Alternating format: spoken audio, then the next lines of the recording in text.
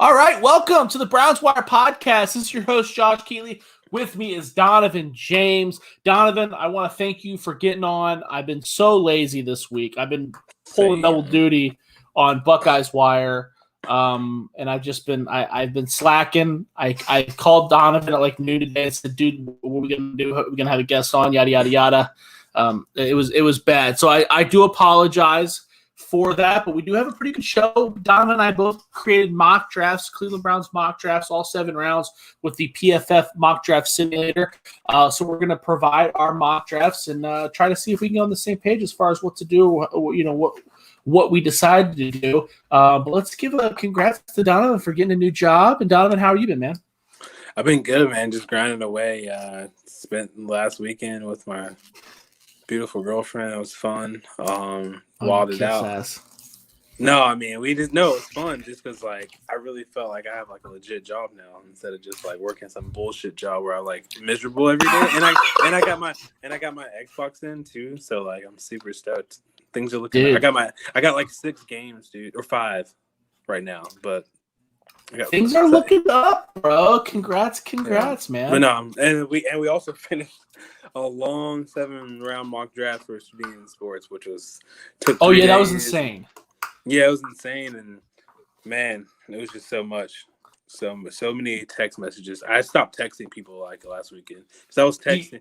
You guys don't know this, like people that were listening, but like I was, I think it was you, Eric, Bill, and Chris Ransom on, but I was texting Tyler Comas and like all these guys like every second, like what position, like this player's gone, what position do you want, blah blah, blah. Like so it was a lot, but it was cool. We did it. We were up to like midnight, I think, one night. So dude, I'm kind of drafted out right now. I had to listen to Daniel Jeremiah too on Barstool. He was great. I love listening to him talk. He's one of my favorite draft guys. So I listened to that for 2 hours. I'm not over the draft right now, but I'm excited. It's 8 days away. Yeah, man. I think it's 9 or 8, whatever it is.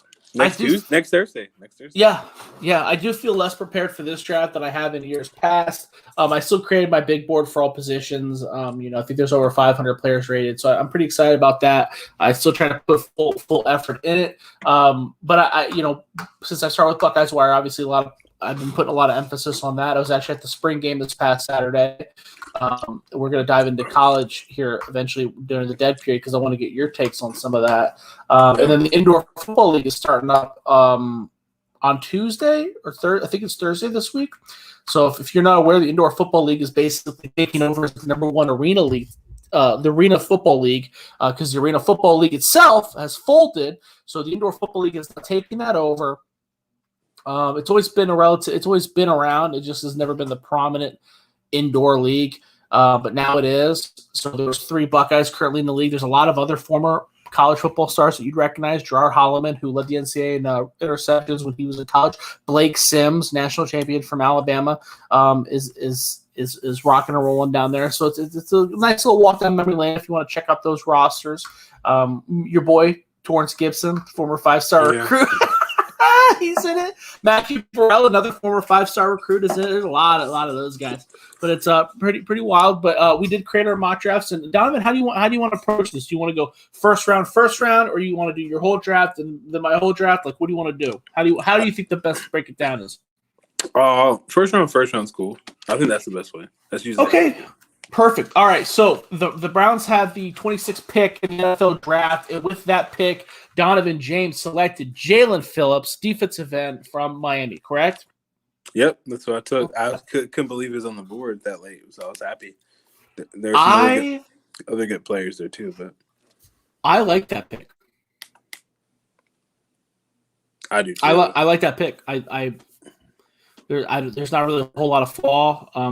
Gosh, I have my rankings are in the other room. It's like a perfect pick. Him and Myles Garrett and Jadeveon Clowney. That's I mean, he would flourish there. Keep talking about him. I'm gonna get my rankings real quick. Oh, you're good. I think he would flourish there. As kind of a rotational guy, and I mean those guys get hurt, and there's still COVID stuff going on or whatever. So this rotational guy would be good. And he's not ready to be the star yet, but he will be soon. So Yeah, he's definitely a physical freak. We talked about his medical red flags. Was he your number one defensive end on the board, or were there other people that you liked ahead of him? Because he's not my number one guy. That's kind of what I wanted to look at. But No, he just felt he wasn't even really. I mean, I think there's other positions that are in bigger need than that for the Browns, but he was just in the best available. He was the best available player in my eyes. He was best available, and on the PFF board, he was best available. So I just took the best player available because I had to. And you can never have another edge, guys. No, I think it's a great pick. Yeah. I really, truly do. I only have two guys ahead of him on my big board as far as defensive ends goes. That's Gregory Rousseau and Kwity Paye, and I believe those guys are probably both off the board.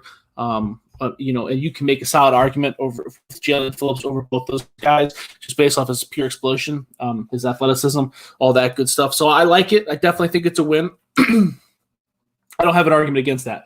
My first-round pick was Zaven Collins, outside linebacker from Tulsa. This is a guy I believe has good size at 6'4", 260 pounds. He's a heavy, hard hitter, and he's athletic enough to hang in coverage. I think he's the full package. I think he steps in, he starts immediately.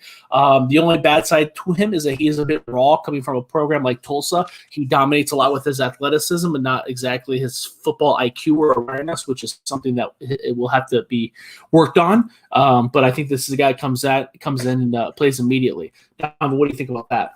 Yeah, I mean that's a home run pick for me. Yeah, I could have went there too, but I did go with Jalen Phillips over him. But yeah, that's a home run pick, A+. Perfect. And then so we're in agreement so far. So your second round pick number 59, you put Jamin Davis. Is that how you pronounce it? Yeah, Jamin Davis. Linebacker from Kentucky, preferably outside linebacker. That's where I have him. Right, I have him as an outside linebacker more so than inside linebacker. Yeah. Do you want to go ahead and explain this pick? Because this is actually one I disagree with. Yeah, I mean, well, you went with Collins as an outside linebacker. I went, obviously a pass rusher, and then I got a guy that can rush the passer actually a little bit, but he's a kind of traditional offensive linebacker. He can play inside, play out. Kentucky does a lot of different things with their guys like that. I mean, they've had some really good success with linebackers and all SEC, all American guys, and he's kind of moving up the draft boards a lot. I was talking about Dan Jeremiah earlier, but he really he has him in the top 20 on his board, and people have been kind of climbing up on him lately. He's been really good. Not really late on him. I think people just didn't watch Kentucky football, which is fine because they were really bad this year. But if you watched their defense, and he definitely popped out on tape, and he was a really good player. And I think he's a starter in the NFL. I think he's kind of upgraded over the linebackers they have already, athletically too, and just physically. From physical standpoint, I mean, the guy's a monster, and athleticism is really good. He can really cover a lot better than people think I give him credit for too. So I think they had some problems with that. Taki, I like him, but he's also 5'10", 5'11", playing linebacker. So, and he has some struggles in coverage. Some of those guys are just young. Like I said, all those linebackers are young, but I like this guy. I think he could start day one for them. So I disagree with this pick. I know a lot. I know that I'm in the minority on this because, like you said, most people have him in the top 20. His pro day, he was just explosive as hell, and that's where a lot of the big risers came. I gave him a 3rd round grade. I didn't take pro day into consideration really at all, just to kind of verify some things.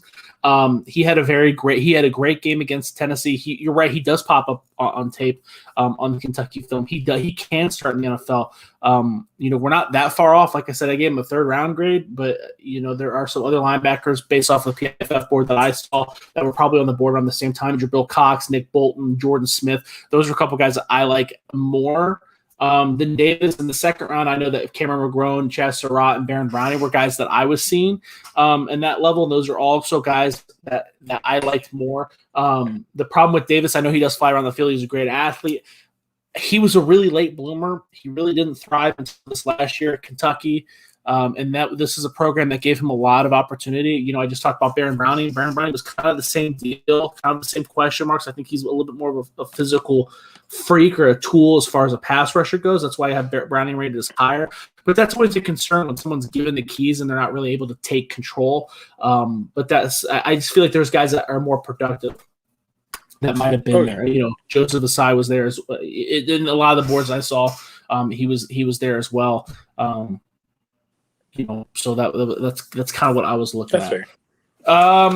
But again, a lot of people are going to disagree with me. A lot of people like Davis. But check it out. The second round, I took Dylan Moses, inside linebacker from Alabama. So I went outside in the first round, inside in the second round. No one's going to like my draft. I don't care. I feel like I was drafting the way I would draft. The Browns need help in the second level. I don't care how you view linebackers as being worthless, yada, yada, yada. I mean, the guy, he's athletic. He's a big, nasty hitter. He is a 3-down linebacker. He'd be a first-round pick if not for his medicals. So, to me, I think that's a pretty good pick. What do you think about that? Yeah, I like that pick.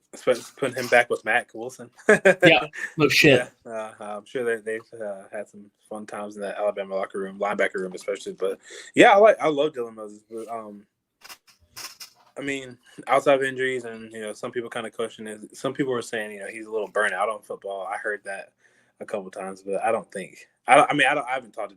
I interviewed Dylan, but it was obviously in high school. I haven't talked to him for so long, but I mean, I think he's burnt out on and getting hurt. I think that's what it is. Yeah, I mean, if he could stay healthy a little bit, that'd be great. But yeah, picking him in the second round is a good pick there. It's probably better than my pick. Yeah, it is. Jamin Davis? I like Dylan Moses better than Jamin Davis. 90% of the people listening and everybody on Twitter would agree with your pick over my pick. They would. So far, I feel like the Browns fandom and Brown Twitter draft Twitter would like your mock draft over mine. Yeah, they probably would for sure. The media or like the fans would, yeah. But I mean, I don't say I like Jamin. I like Jamin Davis the outside better than Moses. Moses' injuries do scare me. He's always hurt. Yeah, he is always hurt. But again, you're this close. You're the Browns. Player, you're this close to the. Yeah, people just forget about him because he's been hurt. But you gotta risk it for the biscuit, and the Browns are in a position where they're able to do that. And this is a guy who checks all those boxes, same as Davis. Only he produced for three goddamn years when he was in college. So I don't want to forget that. Moving on to the third round, you took at pick 89 Tommy Togiai, defensive tackle from Ohio State. I love this pick. He just got rid of Sheldon Richardson. We talked about Togiai. I gave him a second-round grade. I view this as a steal here. There's a big, strong anchor guy at 225 40 times. I like this pick a lot. Yeah, anchor, man. His bench press is fun watching him throw those 225s up. But no shit. Yeah, like he's gaining some steam lately. People slowly kind of pushing him up the board a little bit. This is about where he should go. I have a late second, early third on him. So yeah, and then I feel like he could come in and start. Yeah, I feel like I got 3 starters really: Davis, Phillips. Phillips might not actually start, but he's going to get a lot of snaps. And then he should start. I mean, I'm sorry. Yeah. He should be in the heavy rotation. Yeah, and then get Tommy Togiai. So yeah, I feel like they can all start right now. So yeah, 3 good picks. Yeah. My pick number 89. We're kind of on the same page. I took Davion Nixon, defensive tackle at Iowa. So I have Nixon higher on the board than Togiai. Nixon's more of an athletic player. Has a little bit more athleticism than Togiai. I feel like he's just as strong. Maybe not, measuring it out by the 225, but he is a great anchor as well. You don't see him get pushed around too much. His big issue is that he played. Not only did he play in a down year in the Big Ten, but Iowa played nobody in the Big Ten. Like their schedule contained Rutgers and Northwestern and Illinois. So he didn't play Ohio State. He didn't play, the big offensive line teams. So we didn't really get to, and this was really his only year of production because he was a JUCO guy. He's only been in Iowa. This is the second year at Iowa. So there's a little bit of a question mark that was over him, but I think he's got first round ability. I think he can split the gap, and he can also be your anchor, 3-tech or nose tackle, a good size, 6'2", 305 pounds. So we're kind of with the same angle there. Yeah, I feel like we are. We got a little different in the next pick though. Did we? Did I send you my picture? Did I send you my picks? I never sent you my picks, so these are a surprise to you. Yeah, but they are actually. So I don't know what I'm talking about, but there's no way. There's no way, but I don't think you picked a receiver. I picked very similar. So we'll go into pick number 91. You picked Josh Palmer. And I do like your pick. Tennessee. Sorry, I do like your Davion Nixon pick, and that's I know you really well. I was doing a podcast with you every week, and I know you love Davion Nixon. Yes, big fan. He's my number 1 defensive tackle. Big fan of him. But you took Josh Palmer, wide receiver, out of Tennessee in the 5th round. I'll let you go ahead and explain your pick on this. Yeah, I think they need another receiver. They don't need another receiver. They might. Obviously, they're not getting rid of Jarvis or OBJ or anything like that, like some crazy rumors that we heard in the offseason or anything. But Be nice that they have 6 receivers on the team right now, like 7. Mm-hmm. I get that, but Palmer. The cool thing about Palmer is Palmer played some special teams at Tennessee. Yes, big team player. And a guy that's kind of different a little bit. Like he's not gonna kill you. He's a really good route runner. To me, and is he? Well, last year he was. Last year, the first few years not so much, but I thought he was a good route runner last year, and I also think he can jump up and get the big, catches down the field. Not as athletic as Donovan Jones, but he'll be one of the more athletic guys on that team. He had a big pro day, correct? Yeah, big pro day, and just what was his 40? I think it was a 4.47. Is that right? Yeah, that's good though, because he a lot of these guys tested well, but Palmer really filled out well. He came in at a size that is rare because he was bigger. I feel like than he was listed at Tennessee. 6'3", 211. Wow, he's 6'3". I didn't know that. Yeah, he was only listed at 6'2", so that's rare, Josh. Hell yeah, it is. Most teams have you 6'5", and you're only 6'3". You know what I mean? So that was rare. But I like Palmer. You're getting him. I wouldn't go too high on Palmer. Some people I've seen Josh Palmer go up to the second round now. That's ridiculous. But this is about where I would start taking Josh Palmer because he's still got some issues. He's kind of a 1-year wonder. Yeah. Kind of like yours. Yeah. So yeah, he was a top recruit coming out of high school, and then he fizzled out a little bit and didn't play up to his standards until his senior year. And the rest is history. He made some money back, but he's got potential. Yeah, I don't disagree with anything you said. I gave him a 5th round grade, so obviously I view this as a huge reach. I do think that he's a very physical player. I had him listed as 6'1" because I didn't check his pro day. So it doesn't surprise me that he was listed. He hit 6'3" at his pro day because he is very physical. He beats bump and run easily. In the SEC, they play very physical in the defensive backfield, and he dominates at the line of scrimmage. He's a little. I don't view him. He's a little bit of a jack of all trades kind of guy where I don't think he has the pure speed of a deep threat, and he doesn't have. He doesn't really have the quickness to be in the slot either. I don't know. He there's just something about him that I'm not in love with. I have a couple wide receivers that I know that in my PFF mock, guys like Sage Surratt from Wake Forest was there, Amari Rogers from Clemson was there, Dwayne Eskridge from Western Michigan was there. So if you're looking for the big guy, you can go take Surratt or Rogers, and then if you're looking for the speed, I like Eskridge better as well. So I'm not as high on him. But we were all kind of on the same page because at pick number 91 for me, I took Nico Collins, wide receiver from Michigan. So we've actually both to take wide receivers. Nico Collins, okay, yeah, another big physical wide receiver. He's a little bit bigger, 4'4", 220 pounds. He's got similar straight line speed. He has some of the same issues though, where he's not super quick. You don't see him he's a very straight line kind of guy. But I think he's much more. I think he's bigger. I think he's more physical. I think he lines up. I think he's been more productive too in his college career, despite the quarterback play at Michigan. So I'm a big fan of Collins, and that's what I went with. That's fair. I see. I have a 4th, 5th round grade on Nico. Really? Yeah, because I always thought out of all those receivers at Michigan, Tariq, Donovan Jones, and Nico. Yeah. I thought Donovan Jones was the best, but really the best hands are your Nico Collins. Yeah, he has the best hands. I like Tariq's route running really well, but he's just hurt all the time, and he's bad. Yeah, so bad. Yeah, when they all came out together, they were all in the same class. Yeah. I think. I'm pretty sure they're all in the same class together. So you're right. Yeah, because they did that. If you watch that Amazon documentary where they Michigan football there, but all 3 of them were kind of talking about those guys being stars. Palmer was in the same class too. That was a really good high school wide receiver class. But yeah, Palmer, I don't know. I like Palmer more than Collins, but that's not a bad pick. I would have picked Nico a little bit later, and you would have picked Palmer a little bit later. So we don't agree, but we agree on the attributes, I guess, of the players. But just swap. Yeah, it sounds like we kind of wrote opposite scouting. They have very similar scouting reports. So yeah. I guess it just depends, where your inklings go to. So in the 4th round, pick 110, you took Brady Christensen, also tackle from BYU. I like this pick. This is about where I had him.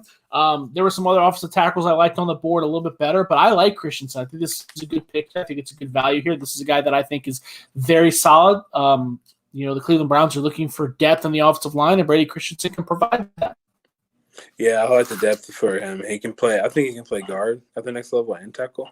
Right tackle. I don't think he's like necessarily a left tackle. I wouldn't want him like playing left tackle too much. But like they had an injury last year, obviously in the playoffs, and that's somebody you can slide in and have some depth. And yep. Obviously we know about his age too, so I think but I think he's pretty like NFL ready. I don't think he has like a really high ceiling to be like this guy ain't gonna be like an 8-time Pro Bowl left tackle or anything, obviously. But like he's gonna be in the league for a long time. As long as he stays healthy. He's had a little bit of injuries too, but they were mostly in the beginning of his career. And I know talking to a lot of guys coming back off of remission, like, and then having to like start, and you haven't played for 2 years is tough. Like a lot of the guys that come back from the mission, sometimes they don't play for a year. They want to get their feet wet first, but like he had kind of got thrown into the wolves a little bit. When he came off his mission, he had to start right away. So he was pretty big recruit too. Is that right? For BYU, I mean, not like a national 5. I think he was a 4 on a couple sites. He was a 3 on a couple sites too, though. So yeah, I had no idea. For BYU, yeah. Hell yeah, 4 stars, big deal. We kind of went the same route. I took Aaron Banks, more of a pure guard from Notre Dame. I wanted to get a big downhill run blocker, someone that I thought could start and maybe not miss a beat. I think that Banks has some fantastic film. He's just a mauler. And the Browns are going to run the ball with Nick Chubb, and I feel like he fits that system perfectly. He's got no agility. You ain't gonna pull him. He doesn't have the athleticism to work in space. But again, that's not really what the Browns do. So I'm not worried about. I mean, they don't have to do it, I should say. So I'm not really worried about that. But that's who I took, because I took Aaron Banks. That's a really good pick. I like that. I like Aaron Banks. That's a good pick. All right, pick number 4. Pick in the 4th round, 132. You took Robert Rochelle, cornerback from Central Arkansas. This is my favorite pick, probably. This is the one I'm most excited about. I think this is a good pick too. There were some guy you'll see. I have a guy on my board that I thought is a little bit better, but Rochelle very much in the same mold of Christensen. I think that he plays a very specific role. I think that he could be better than Terrence Mitchell, but have a very Terrence Mitchell-like career where if he can be very solid. So I like that as well. This is another guy that moving up a lot of boards, man. Yes. Lately, he's been, obviously a lot of people are late on him with he's a small school guy, like a true small school guy, not just, yes. You know how media is, like, they're calling BYU a small school. Yeah, they're calling Tulsa a small school. Yeah, so this is like, and they play Oklahoma State every year. Yeah. Yeah, this is a true small school. Like, it's hard to find, like, you're finding his games this year on TV. He had one game. They only had one game. He only had one game anyway. Yeah. See, I watched this. I didn't even watch his Austin Peay game. I was watching his tape from the year before. Because Bill told me about him a while ago. Chris had him pretty high on his board, and then again, Daniel Jeremiah, who I really respect a lot and like him. I think he listed his top 10 small school guys, and he was on there. And I was like, let me watch him. And I found him, and I was like, okay, I like this guy. He could be. Yeah, I think again. I don't want him starting on my team, but Browns don't really have good corners right now. I mean, I could probably put him next to Denzel Ward right now and be an upgrade a little bit. Honestly, like over. I don't know. Well, I don't disagree with that. Maybe not in the beginning of the season, but like I think he's one of those guys that can catch on fast once he gets up to the game speed. Like you said, he only played one game this year, and the level of competition he was playing at corner, especially, he's about to go up against the Steelers wide receivers and all these wide receivers, the Bengals and what they're trying to do up in Cincy. So it'll take him a little while to get used to it, but I think he's a guy that can catch on and he's going to get better. Watch, like I'm saying, hypothetically, he's on the Browns. Now, if he goes to a team where they ask him to do a lot, you don't really want him to do a lot early. But if he goes to a team like this where they can kind of wait on him, it'll be a good spot for him, I think, because he's a good corner. He filled out nice too. Really like his height and weight. I didn't know exactly how big he was because again, I was kind of late on. Like I couldn't really eyeball it and see how big he was, but I mean he's a pretty nice sized corner. Well, it's hard to eyeball. It's hard to do that with the small school guys too because they're small. They're smaller and you don't have the size. So everybody. Trey Lance looks like he's playing against Pee Wee kids and he's the same size as Justin Fields. You know what I mean? So it's kind of hard with the smaller school guys. But yeah, I like that pick. I agree with 90% of what you're saying. I took with the 132nd pick, Kerry Vincent Jr., cornerback from LSU. You know that I like Vincent. I think he has legitimate, I don't want to say elite potential, but he has legitimate CB1 potential. His speed, we're talking about maybe the fastest player in the class, possibly. He's really raw. Doesn't he really relies a lot on his speed, and you're not going to be able to do that in the NFL. So that's definitely an issue. But that's why we're getting him in the 4th round. So maybe Rochelle might be a little bit more pro ready than Vincent because he's had, but I think that Vincent, I like him. I think he's legitimate. He's got a lot of legitimate starting cornerback traits. Yeah, I like Kerry Vincent a lot. Super athlete again. Another 5-star recruit, right? Another 5-star recruit, yeah. Yeah. He's kind of lived off his athleticism the whole time, but he had some games where he looked like the truth. Like, I wouldn't say CB1, but CB2, like a high end CB2. Like, I think he has obviously a lot more upside than Rochelle.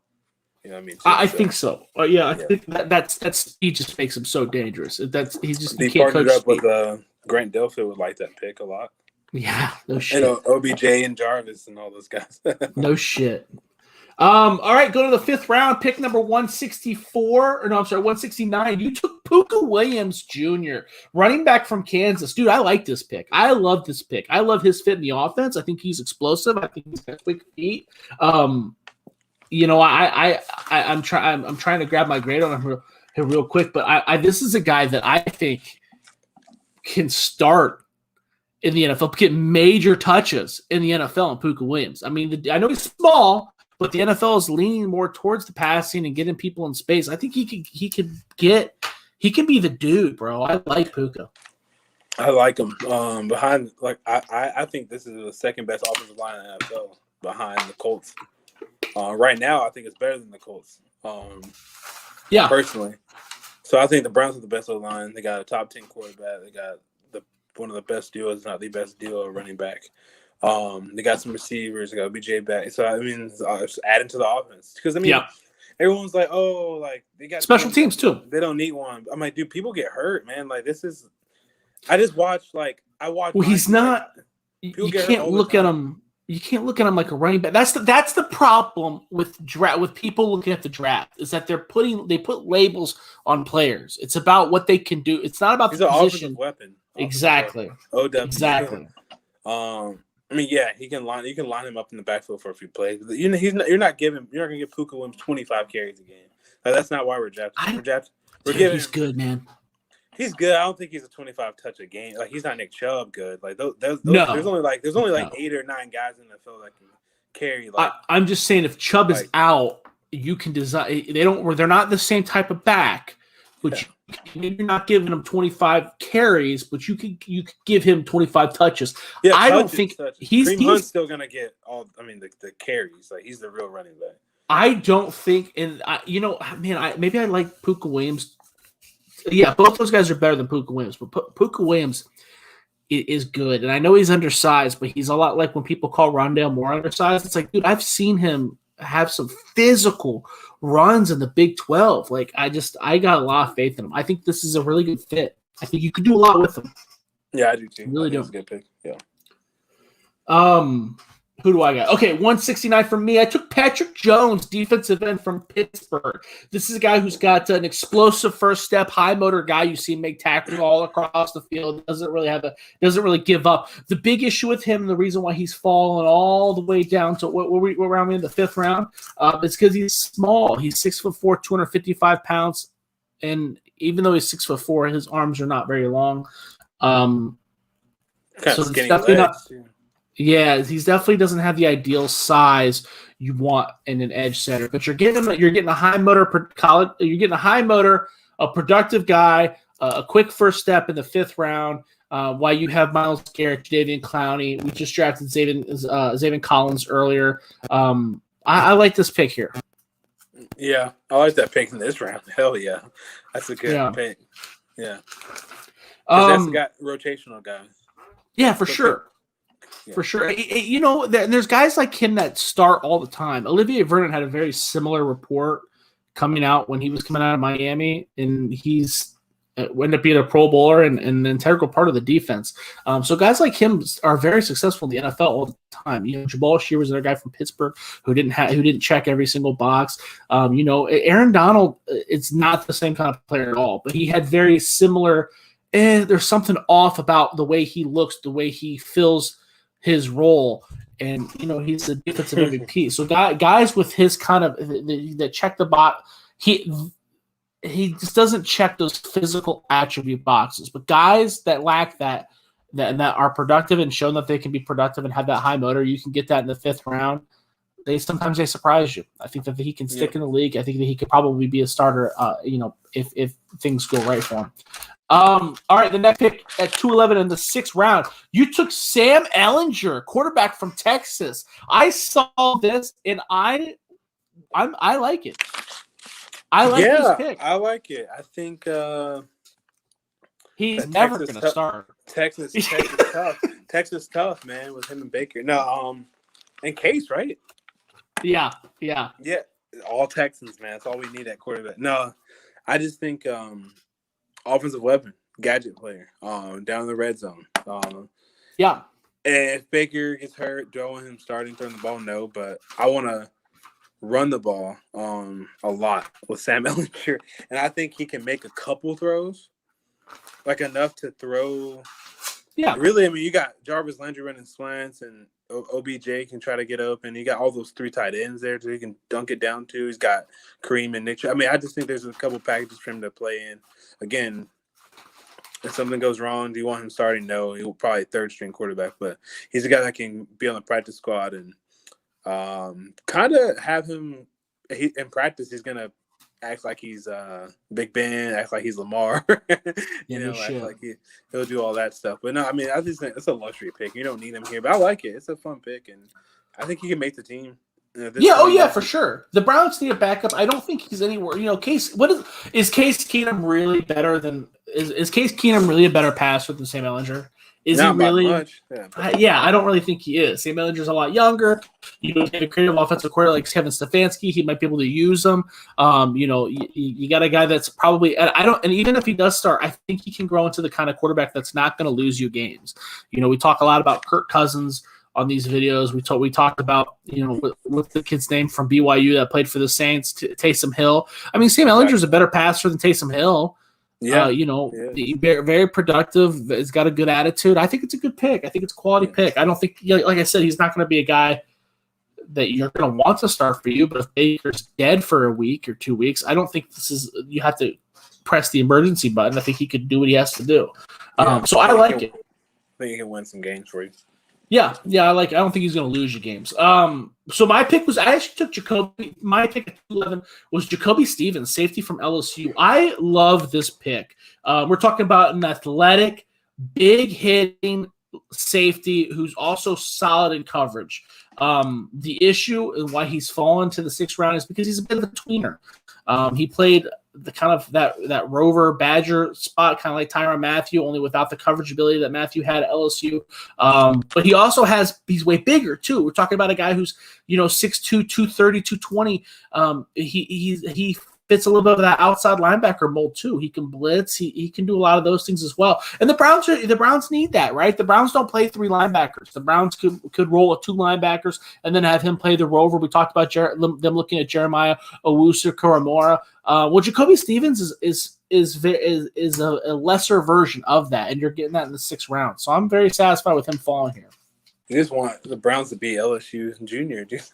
Isn't that weird? I do it totally by accident. You know how I am about the SEC. Yeah, I know. Yeah, well, I mean, LSU's got good players. That's why they won so many games. Yeah, well, they fit. A lot of the guys that they just so happens they fit what the Browns are trying to do, right? Yeah, I like that pick in the 6th round. That's a steal. I mean, it's not a steal. I mean, it's a good pick. Why give him a 3rd round grade? I have a 5th on him, but This is the 6th round, so it's still a good value. Yeah. I don't want to hear the words value again after Chris though at ransom last week. No disrespect, because shit. He's cool. I like Chris. He said value 80 times, didn't he? And I thought I said value a lot, but I was like, damn, he has a value. Because we had a value chart. Not we, but Draft Tech has a value chart. But like, dude, Chris's is insane. Yeah, bro. He's got a trade value chart. I was like, holy shit. Yeah. But he was. That's good value though. Good value. He had a lot of stuff going on there. I wouldn't shop with him, dude. At the grocery store, bro. He'd be like, put that down. That's not good value. He'd be looking at the shit with the big yellow stickers. Yeah. I was just at the grocery store. Can't you tell? All right. So your 7th round pick, pick number 251, you took Grant Stewart, outside linebacker from Houston. They gave me an A+ on this pick, I think, or A- or something. It's a good pick. I think he's a guy that sticks right, gives you depth. I don't think you ever want him starting. I think he's always going to be a fringe roster guy, but I know a lot of people like him. A lot of people think he's going to be a star. So I think it's a good pick. You want to take those chances in the 7th round. I think he could be a quality. At the very least, I think he'd be a good special teams player. So exactly, yeah. I think all these guys make the team. That pick, though. Yeah, for sure. Yeah. I don't think that's even a question. Squad. Yeah, at least the practice squad at first, because maybe I think that they all make the. I think that they all make the team. I think everybody you picked, I can see. Like I said, Stewart. If you can get a guy that's going to at least play special teams at a high level, which he has all the physical traits to do that, I like it. I thought it was a good draft. Yeah. I think I got a B- or a B+ or something. I don't know. Oh, really? I don't know. PFF gave me like a B. I think a B. I think it was just A B. Yeah, I got a regular B too. They liked a lot of my picks, but then they hated Ellinger and Puka Williams. Really? Yeah, I mean it's probably because the Browns there's so many other things you can do besides draft a running back or receiver for the Browns. And I already had picked a receiver too. That makes sense. Right, for Palmer, so I get it. But then I don't know what the Ellinger pick I knew they were gonna hate. I don't care, whatever. But the other ones were good. Yeah, the Grant Stewart one they gave me like an A+. Really? A lot of people. He's creeping in people's top 100, man. I saw that. Yeah. I saw that. I disagree. I disagree with that, but I did see that. I think he's a very quality player. He'll be a fan favorite for sure. I got 4 A-, but I got no A+. But my last pick was Kenny Yeboah. How do you pronounce the last? That's right. Yeah, you got it. Tight end from Ole Miss. Another so this is. Yeah, I gave him. This was the highest rated guy on my board. I gave him a 3rd round grade. I think he's a big play guy. He was a transfer from Temple, and a lot of people didn't think he was going to be able to make an impact. He did. He did make an impact in the Ole Miss offense. He was a big contested catch guy. He's got good size. He's a physical player. He's got just enough athleticism to make a difference. The problem with him, really, the only issue with him in his game is doesn't have the elite speed that some of the best tight ends in the NFL do. Like we look at Austin Hooper or David Njoku, Travis Kelce. He doesn't have that level of speed, but he's pretty comparable to Harrison Bryant speed wise. And like I said, he's got a big frame and contested catch guy and played in the SEC. You're getting him in the 7th round. I think he makes the roster. I think he could grow into something special. Yeah, I don't know, man. This is the only pick I don't like of yours. I like too many tight ends. Yeah, because I just really like. Njoku I like physically, but he's gonna get hurt probably. I like Harrison Bryant and gosh, I'm drawing a blank on the other tight end. You just mentioned him. Austin Hooper. Hoop obviously is a top 10 tight end in the NFL to me. So of course I like him, and then I like Harrison Bryant a lot. But yeah, this pick's not bad because you can do some stuff with him in the long run. This is not a pick for now, but it's kind of like my Palmer pick. Like I could have went a lot of other routes besides Palmer, but I'm just thinking about if all shit breaks loose with Cleveland and OBJ gets hurt again, and then you don't bring back Jarvis, well, at least you got Josh Palmer right there. You know what I mean? That's fair. Yeah. So this is that kind of pick because if Njoku gets hurt, and whatever, you have that other tight end. The Yeah, third and tight end. you already got the other two tight ends. I mean, Yeah, shit, you it's, just never it's definitely I just not a like- pick for need. I just like picking the best player available. Usually, when you're a playoff team like this and a young, thriving playoff team, I just like picking the best available player because injuries, man, they always happen, and I just see it too much. Like, and I've just seen it a lot with like the Packers too, and the Browns saw it a little bit last year. Like those key positions turning, he's like, damn it, I wish I had somebody behind them. But no, you picked like the 25th best guard in the draft, and now look at you, like, you know what I mean? Like, you're not playing that guy. You could have had, you know what I mean? So just pick the best available player. Sometimes that just works out that way.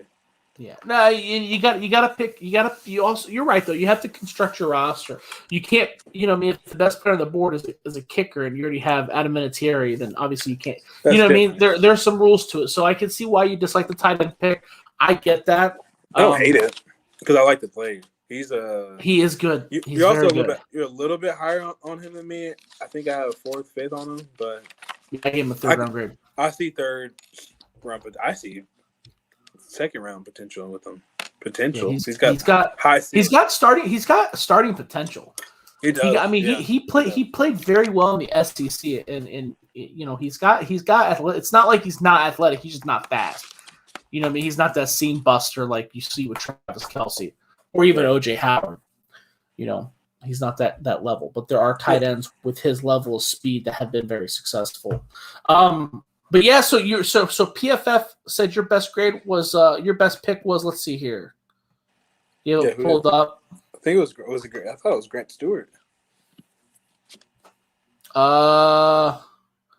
Yes, actually, no. Yeah, you had 4 A minuses. So you had an A minus in Jalen Phillips, Jamin Davis, Tommy Togiai, and Grant Stewart. And then you had C pluses for the rest of the draft: Josh Palmer, Brady Christensen, Robert Rochelle, Puka Williams, and Sam Ellinger. Okay, that's not too bad. So we had the same exact grade. I had 4 A minuses, a B plus, and 4 C pluses. So wait, how did you 1, 2, 3, 4? 1, 2, 3, 4. So I got a B minus? Oh, you got an extra C minus and I got a B plus. No, you got a B. We both got the same grade. I don't know how, but we got the same grade. But yeah, I got 4 A minuses in Dylan Moses, Davion Nixon, Patrick Jones, and Jacoby Stevens, a B plus in Zaven Collins, and then PFF was not so hot on Nico Collins, Aaron Banks, Kerry Vincent Jr., or Kenny Yeboah. Yeah, I can see that. Yeah, that's fair. That's it, man. That's all I got, dude. It was just, I thought we could just do a mock draft. Next week, did you want to do a mock draft for the entire first round? Yeah, last one, final one, and then I do have a guest that wants to come on next week. Yeah, you know her, Alexis Craft.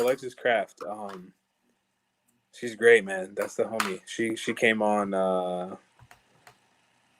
She came on like 3 of my podcasts, dude, and she just has like the best. Like, she's so funny.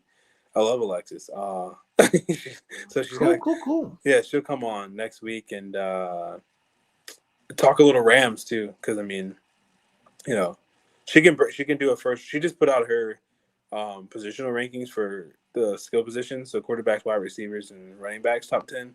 So by the time next week, she should be done with her whole offense. So she should probably be ready for a mock draft too, and probably ask her which Rams play. And obviously the Rams don't have a first round pick, so we can do our first round and then kind of just bring her in, I guess, for the Rams. The Rams do have a lot of picks; they just don't have a first round pick. Or they don't have a lot of picks in the first 100. So I'll say they have like 2 4s, 2 5s, a 6, and like 2 7s. They got some compensatory stuff. So like for the golf trade. In Detroit, so I mean, yeah, we can. Yeah, it'd be cool to have her on next week. So. But yeah, that's it, man, for me. All right, cool. Yeah, that works for me. We can have her on. Maybe we can do what we did this time for the first round, where we'll both pick someone to pick, and then she'll pick which one of us is right. Yeah, sounds good. Could have. Oh, I'll talk to you off air, but yeah. All right. Cool. All right, this was the Browns Wire podcast. You can follow me on Twitter at JoshKeatley16. You can check this podcast wherever podcasts can be listened to. Please give us a like, listen, review. You can also check out my work at the Buckeyes Wire. Again, I just wrote our predictions for every single Ohio State Buckeye, what round they're going to go to, as well as covering every single Ohio State Buckeye, all 3 of them in the Indoor Football League. Donovan, where can they follow you at? Yeah, follow me on Twitter, at Don James Sports. The name, Twitter, Don James Sports. The name remains the same. I've been working out at the gym too long, dude. No, I'm just kidding. Oh, man, it's been a fun draft season. It's almost over, but yeah, Studio Union did a 7-round live mock draft that I hosted. I'm still pretty burnt out from it, I'm not gonna lie. It was fun though. It was really cool. It's just cool, like the camaraderie and talking to everybody and seeing what they think. So that was cool, and then just that's all we're doing right now. Just a lot of draft stuff. And Studio Union Sports has a lot of baseball stuff up, a lot of UFC stuff up. They have a lot of UFC stuff up. So if you're in the MMA fight game scene, definitely watch that. Or look up that Studio and Sports UFC stuff, the takes there, Patty takes, basketball stuff coming up. We just had Master stuff a couple weeks ago. Dead period's almost over, so everything full force, man. It's not the Olympics coming up, a lot of stuff, man. So excited. Thank you. Absolutely. This was the Browns Wire podcast, and we are out.